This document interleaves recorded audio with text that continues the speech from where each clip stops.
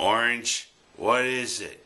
You want to turn into the college football's version of a cardiac team? This was Tulane, for crying out loud. Thank God we won. And Buffalo, what a way to put Vick in the dog pound. Oh!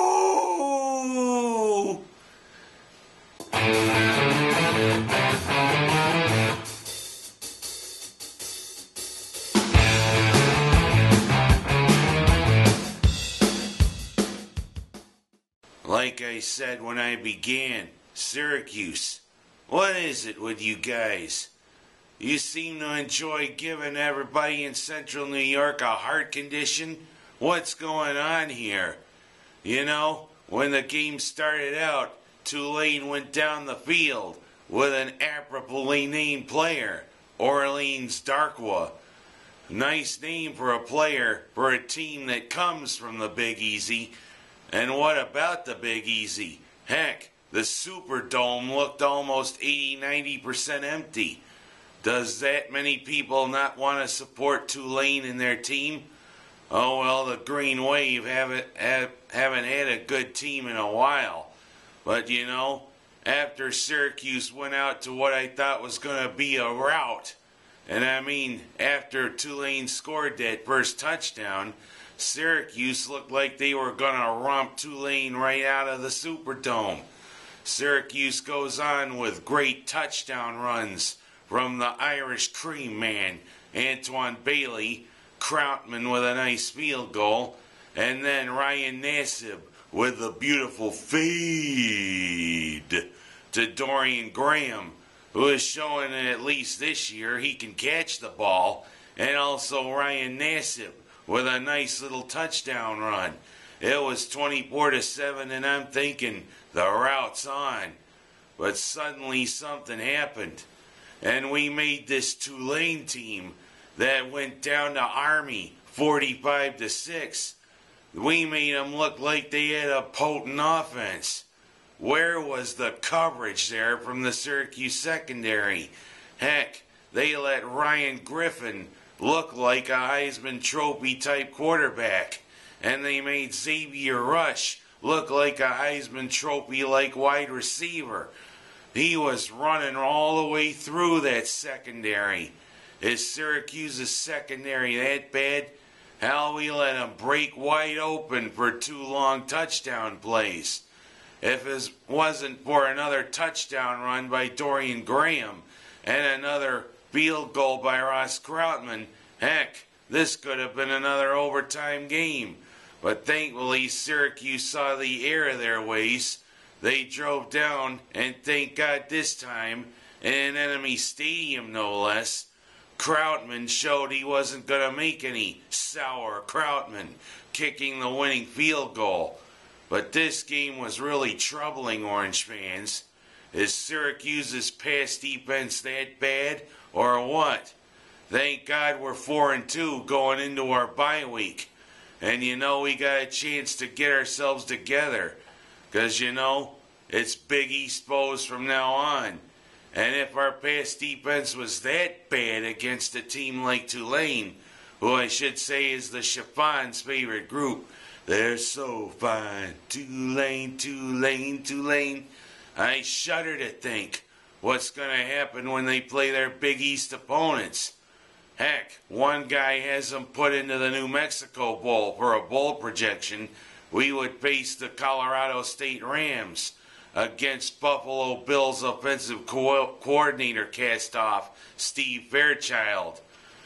Well, Colorado State might not be a bad opponent, but we gotta aim higher. This is troubling, Orange fans. We won, but I'm concerned. And now, a change.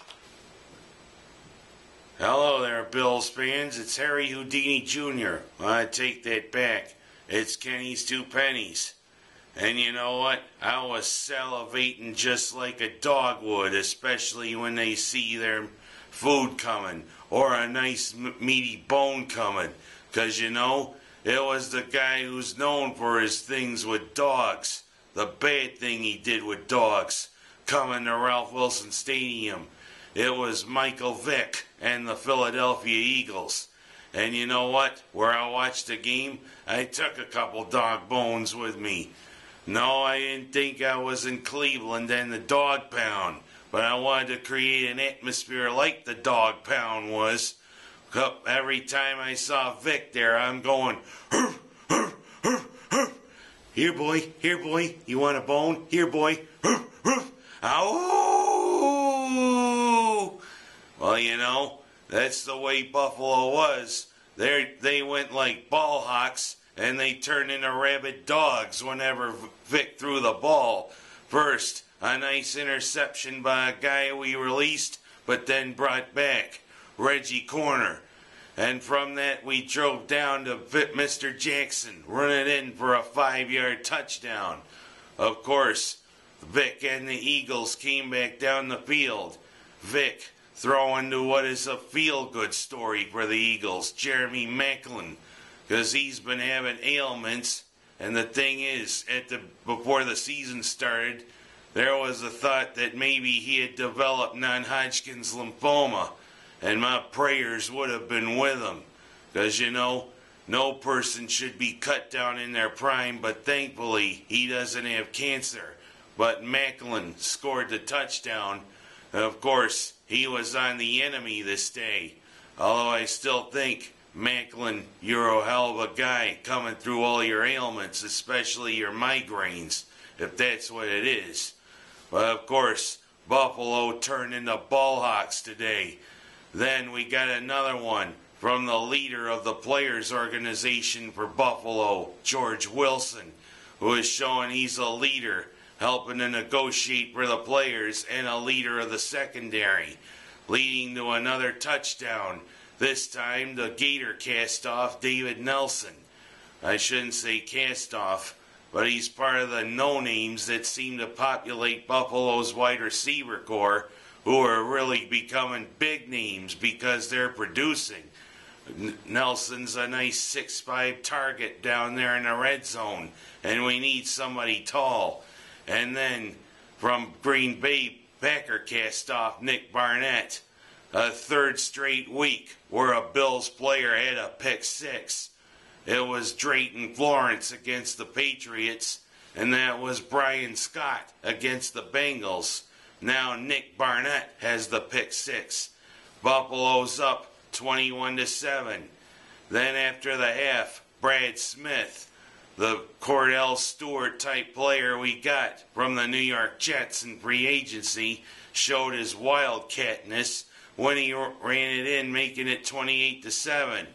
But then Vick and the Eagles woke up, and Vick and the Eagles started blowing off huge chunks of yardage. And I'm thinking, Buffalo in the past couldn't close a game down, and they paid for it plenty of times.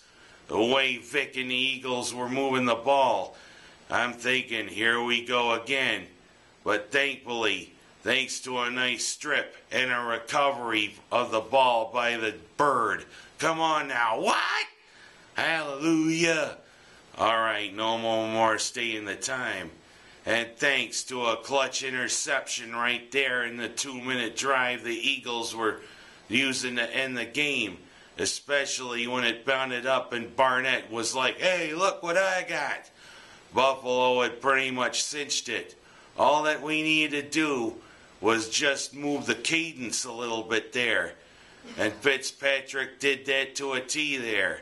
You know how some quarterbacks, when they try to draw a team offside, love to change the cadence of their calls. Like where they go, down, sit, hut, hut, hut, hut, hut, hut, hut, hut. You know, that would try to make a team jump. And it worked to perfection. The Eagles fell for it. So what happens? A 31-24 win for the Bills. We're 4-1. Is this a magical season for the Bills? Let's hope so. Because next up, we travel down to the Big Apple to the new Meadowlands Stadium. Although I can say it's actually in New Jersey, to play the New York Giants.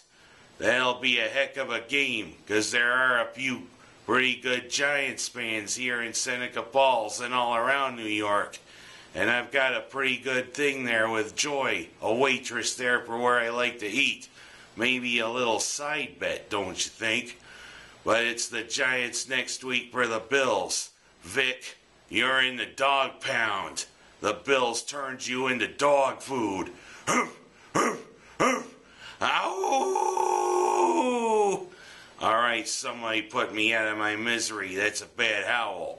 And thankfully for the Orange, it's a week to lick our wounds and maybe take a little stock of what's going to happen. It's West Virginia next in 2 weeks in the Dome on a Friday night for the Ben Schwartzwalder Trophy. May you rest in peace, Mr. Schwartzwalder. But let's hope Syracuse doesn't let you down. I'm Ken Haas. That's my story. And a nice week, Orange and Bills fans. Even if I did almost have a heart attack watching the Orange.